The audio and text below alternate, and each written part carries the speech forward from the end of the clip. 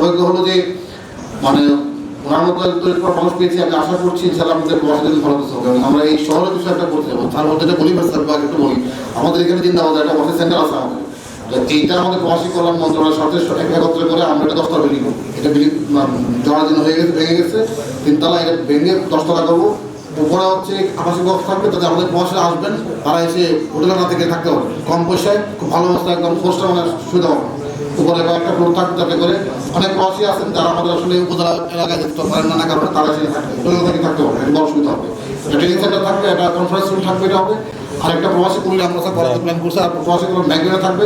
আমরা ইনশাল্লাহ চেষ্টা করবো আরো কি করা যাবে। একটা স্যারের কথা বলেছেন, এখানে প্রবাসীদের একটা ডেডিকেটেড হাসপাতাল দেখে যেটা আমরা প্ল্যান করতেছি, আর একটা স্কুল, যে প্রবাসী ছেলেমেয়েরা টেট পর্যন্ত আদরে তাদের ছেলেমেয়েদেরকে পড়াবে।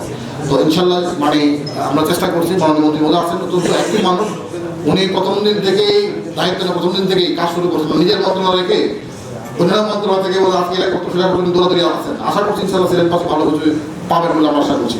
এই সড়ক যাতে কোনো ধরনের যানজট তৈরি না হয়, এবং এখানে যেখানে দোকানপাট আছে, যে সমস্ত জায়গায় মোড়ে পাকে যেখানে হচ্ছে এক্সিলেন্ট পুল এলাকা, এই এক্সিলেন্ট পুল এলাকাগুলো খেয়াল রাখতো, যাতে করে কোনো হবে সেখানে দোকানপাট বা অন্য সমস্ত তৈরি না হয়, অবস্থাটা তৈরি না হয়, যাতে করে এক্সিলেন্ট এই খেয়াল রাখা হয়।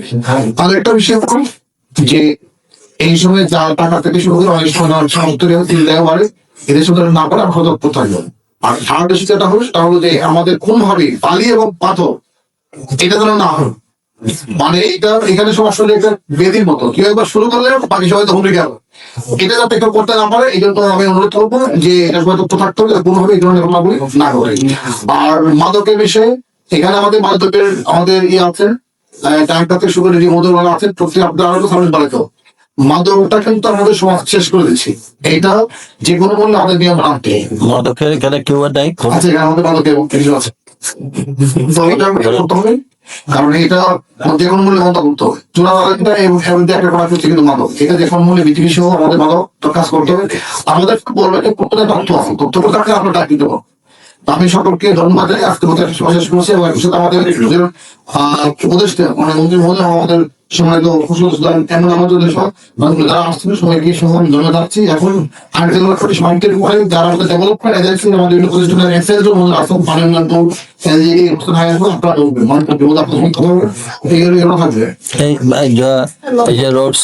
রোডসের কে আছে এখানে? আরেকটু বিষয় একটু বলি, সেটা হলো নিজের সময় লম্বা ছুটিতে অনেকে ছুটি এই সময় আমাদের এটা খেয়াল রাখতে হবে যাতে কোনো বাড়ি করে কোনো চুরি ডাকাতি না হয়। আমার ধন্যবাদ।